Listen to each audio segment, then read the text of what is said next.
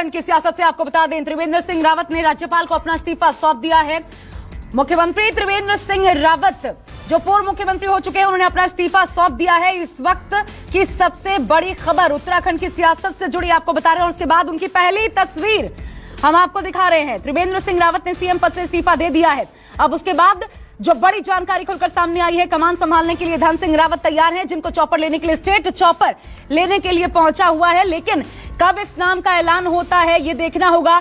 बड़ी बात यह भी कि त्रिवेंद्र सिंह रावत राज्यपाल से मिलने के पहले एक प्रेस कॉन्फ्रेंस करने वाले थे, अपना इस्तीफा सौंपने के पहले अपनी बात रखने वाले थे, लेकिन उन्होंने मीडिया को संबोधित नहीं किया, मीडिया के सामने ये बातें नहीं रखी। मेरे साथ मधु भट्ट बीजेपी से खास मेहमान, सूर्यकांत धस्माना जी कांग्रेस से, राजेश बादल जी सीनियर जर्नलिस्ट इस वक्त जुड़े हुए हैं। आप तीनों का बहुत स्वागत है। और अमित कुमार मेरे सहयोगी। अमित, ये बड़ी बात है, आप अपना पक्ष क्लियर करेंगे क्या त्रिवेंद्र सिंह रावत, क्योंकि प्रेस कॉन्फ्रेंस करने वाले थे पहले, अब होगी क्या? कोर्ट सर फील्ड में ही होगा। हाँ। जी देखिए, निश्चित तौर पर प्रेस कॉन्फ्रेंस करेंगे। प्रेस कॉन्फ्रेंस करके वो जानकारी देंगे कि उन्होंने इस्तीफा दिया है और क्यों इस्तीफा दिया है ये भी बताएंगे, क्योंकि उनको ये करना था और बाकायदा उनके घर पे प्रेस कॉन्फ्रेंस के लिए पूरा मंच बनाया गया है। ये बात होनी थी क्योंकि पहले ही हमें जानकारी मिल गई थी, न्यूज 24 ने बताया था कि 3 बजे वो पहले प्रेस कॉन्फ्रेंस करने वाले हैं और इसकी जानकारी जो मुख्यमंत्री आवास है वहीं से मुझे मिली थी और इसके बाद ही ये खबर। लेकिन इसके बाद ये मुझे लगता है कि आपने एक तस्वीर भी देखी जब उनके तमाम समर्थक थे, उनके समर्थक नारेबाजी कर रहे थे। निश्चित तौर पर एक इमोशनल मौका है क्योंकि 4 साल से आप मुख्यमंत्री है, अल्टीमेटली आपको इस्तीफा देना पड़ रहा है, वजह चाहे कुछ भी हो। तो उनके समर्थकों के लिए और उनके लिए तो मुझे लगता है उन्होंने ये तय किया होगा कि पहले वो जाकर राज्यपाल से मिलकर इस्तीफा सौंप देंगे और इसके बाद वो मीडिया से बात करेंगे। तो मेरी जानकारी जो अभी भी है कि जब राज्यपाल से मिलने के बाद राजभवन से बाहर निकलेंगे तो वो मीडिया से बात करेंगे और वो इस बात की जानकारी भी देंगे कि उन्होंने इस्तीफा दे दिया। लेकिन अभी की सबसे बड़ी खबर यही है कि राज्यपाल को त्रिवेंद्र सिंह रावत ने इस्तीफा दे दिया है और अब जो नए मुख्यमंत्री की तलाश की जो प्रक्रिया है, एक तरह से कह सकते हैं कि अब वो शुरू हो जाएगी आज शाम को, जब पर्यवेक्षक रमन सिंह और इसके अलावा दुष्यंत गौतम देहरादून पहुंच जाएंगे। करीब शाम को 7 साढ़े 7 तक दोनों को पहुंचना है और इसके बाद तमाम बड़े नेताओं से रायशुमारी होनी है। सीधी तस्वीरें शायद इसी प्रेस कॉन्फ्रेंस की, आप कुछ बोलें। यहाँ त्रिवेंद्र सिंह रावत जैसे ही बोलते हैं लिए चलते हैं, लेकिन जल्दी से अमित उसके पहले बता दीजिए आगे क्या प्रोसेस होने वाला है। लाइव कर लेते हैं। देखिए, अब सबसे बड़ी बात कि दोनों जो पर्यवेक्षक हैं वो तमाम बड़े नेताओं से, विधायकों से बातचीत करेंगे।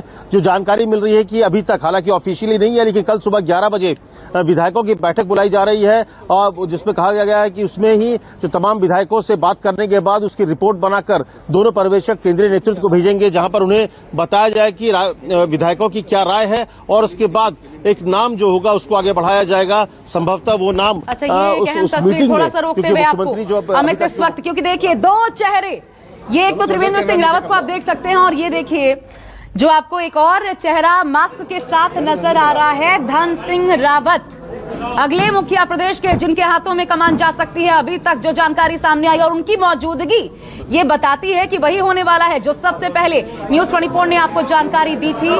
अब त्रिवेंद्र सिंह रावत क्या कहते हैं मीडिया के सामने, ये देखना महत्वपूर्ण हो जाता है। बस बोलने ही वाले हैं, अपना इस्तीफा सौंप चुके हैं, अब मीडिया के सामने आए हैं। 3 बजे पहले स्ट्रैटेजी ये थी कि 3 बजे मीडिया के सामने आएंगे, उसके बाद रात 4 बजे राज्यपाल को इस्तीफा सौंपेंगे। लेकिन ठीक इसके उलट हुआ है। त्रिवेंद्र सिंह रावत पहले अपना इस्तीफा सौंपने पहुंचे और उसके बाद देखिए सामने आए हैं मीडिया के, यहाँ किस तरीके से अपना पक्ष रखते हैं। एक बात तो तय है, डैमेज कंट्रोल की कोशिश उनकी भाषा में होगी, क्योंकि बड़ा निर्णय पार्टी आलाकमान ने पूरी जद्दोजहद के बाद, हर एक को सुनने के बाद लिया है और उसके बाद ये पूरी जो लाइन उनके सामने आएगी, तय माननी जानी चाहिए कि उनकी लाइन डैमेज कंट्रोल के रूप में ही सामने आएगी। और कहा यह भी जा रहा है, क्योंकि 2 जो महत्वपूर्ण नाम है, एक मुख्यमंत्री के रूप में धन सिंह रावत, दूसरा पुष्कर सिंह धामी, ये दोनों नाम उन्हीं की तरफ से सजेस्ट किए गए। पुष्कर सिंह धामी जिनसे कल मुलाकात की थी, खटीमा से विधायक है, करीबी भी माने जाते हैं, दूसरा धन सिंह रावत। लेकिन अब ये कितनी मुश्किल रहा धन सिंह रावत के लिए आने वाले समय में होगी। 1 साल का वक्त बचा है, पार्टी को फिर नए स्तर पर खड़ा करना होगा, क्योंकि 4 सालों का कार्यकाल बेहतर नहीं था। त्रिवेंद्र सिंह रावत का आरोप लगा, सुनिए क्या कहते हैं। मैं लंबे समय से राजनीति में काम कर रहा हूं, राष्ट्रीय स्वयंसेवक संघ से और प्रचारक के नाते, भारतीय जनता पार्टी के संगठन महामंत्री के नाते और विगत लगभग 4 वर्ष से पार्टी ने मुझे मुख्यमंत्री के रूप में देवभूमि उत्तराखंड में सेवा करने का मौका दिया। ये मेरा परम सौभाग्य रहा है और मैं कहूं कि मेरे जीवन का ये स्वर्णिम अवसर मेरी पार्टी ने मुझे दिया। एक छोटे से गांव में जहां आज भी 7-8 परिवार रहते हैं, उस गांव में मैंने जन्म लिया, एक सैनिक के परिवार में जन्म लिया और पिताजी पूर्व सैनिक थे। कभी कल्पना भी नहीं की थी कि पार्टी मुझे इतना बड़ा सम्मान देगी, सोच भी नहीं सकता। लेकिन भारतीय जनता पार्टी में ही ये संभव था। एक छोटे से गांव के, एक छोटे से अति साधारण परिवार के एक पार्टी के कार्यकर्ता को पार्टी ने इतना बड़ा सम्मान दिया और 4 साल मुझे सेवा करने का मौका दिया। पार्टी ने विचार किया और संयुक्त रूप से, सामूहिक रूप से ये निर्णय लिया कि मुझे अब किसी और को ये मौका देना चाहिए। 4 वर्ष में आज कितना तारीख है? आज 9 तारीख, 9 दिन कम रह गए 4 वर्ष पूरा होने में। तो ये इतना मौका मुझे दिया है। मैं प्रदेशवासियों का भी बहुत धन्यवाद करना चाहता हूँ, विशेषकर जो हमने स्वरोजगार के क्षेत्र में महिलाओं के उत्थान के लिए, उनके सशक्तिकरण के लिए, बच्चों की शिक्षा के लिए, किसानों के लिए, तमाम जो हमने यहाँ पर नए नए कार्यक्रम दिए। ये 4 वर्ष का मौका अगर पार्टी मुझे नहीं देती तो इन योजनाओं को मैं नहीं ला सकता था। महिलाओं का पति की पैतृक संपत्ति में खातेदार के रूप में उनकी हिस्सेदारी और एक घसियारी कल्याण योजना, मुख्यमंत्री घसियारी कल्याण योजना, जो उत्तराखंड जैसे पर्वतीय राज्य के लिए एक अति संवेदनशील पहल है सरकार की। अब जिनको भी कल दायित्व मिलेगा वो उसका निर्वहन करेंगे। मेरी उनके लिए बहुत शुभकामनाएं हैं और मैं अभी माननीय राज्यपाल को अपना त्यागपत्र सौंप करके आ गया हूँ। धन्यवाद।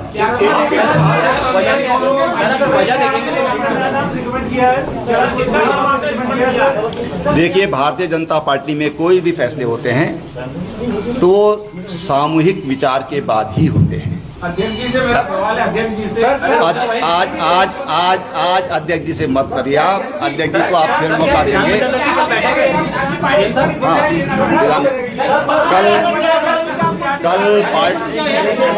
कल पार्टी मुख्यालय पर 10 बजे पार्टी विधानमंडल दल की बैठक है।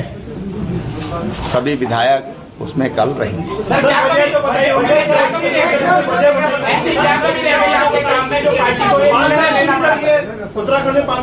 आखिर वजह क्या रही?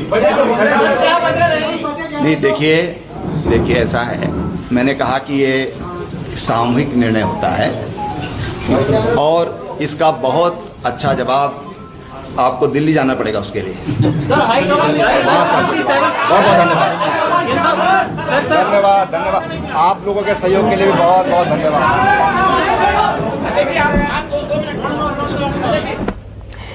तो वजह त्रिवेंद्र सिंह रावत ने नहीं बताई। आखिरी सवाल ये था यहाँ पर पत्रकारों का हटाने का फैसला क्यों? इसके लिए आपको जवाब के लिए दिल्ली जाना पड़ेगा, ये उन्होंने बड़ी बात कही त्रिवेंद्र सिंह रावत। और देखिए, कल सुबह एक और जानकारी जो अपनी प्रेस कॉन्फ्रेंस में दी, कल सुबह पार्टी मुख्यालय पर 10 बजे पार्टी विधानमंडल दल की बैठक भी होगी। तो यानी इसका मतलब ये हुआ कल चुना जाएगा उत्तराखंड का नया सीएम।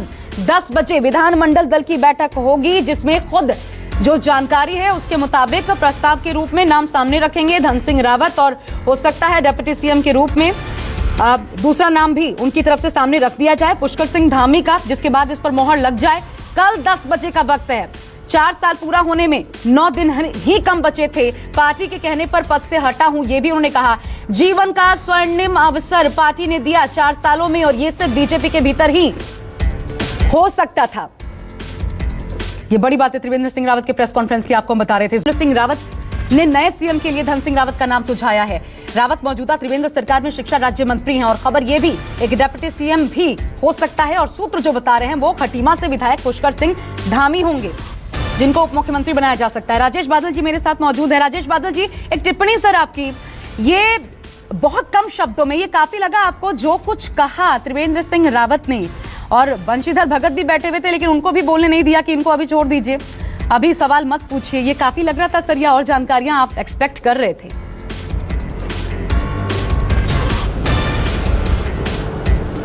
नहीं, मैं तो यही जानकारी उम्मीद कर रहा था, लेकिन एक टेक्निकल सवाल ये है कि अगर पार्टी के केंद्रीय नेतृत्व ने ये पाया है कि त्रिवेंद्र सिंह रावत के पास पार्टी का बहुमत नहीं है, तो वो किसी दूसरे मुख्यमंत्री का नाम कैसे प्रस्तावित कर सकते हैं।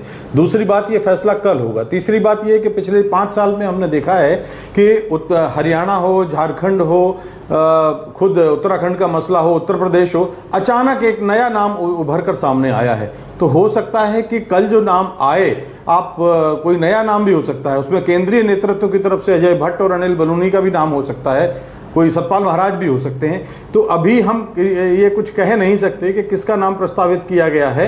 जिसका नाम प्रस्तावित किया गया है केवल रावत वोटों को साधने के लिए धन सिंह रावत आ सकते हैं, लेकिन अजय भट्ट ने उसको भी अगर साधना है तो ये नाम सटीक लगता है, संजीदा छवि के हैं। मगर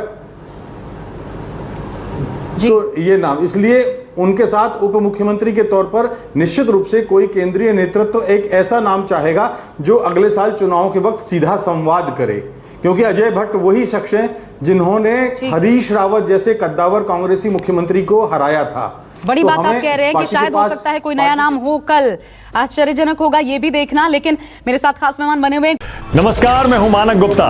अगर आपको हमारा ये वीडियो पसंद आया हो तो इसे लाइक और शेयर जरूर करें, और हाँ, हमें सब्सक्राइब और फॉलो करना ना भूलें, ताकि आप देश और दुनिया की कोई खबर मिस ना करें।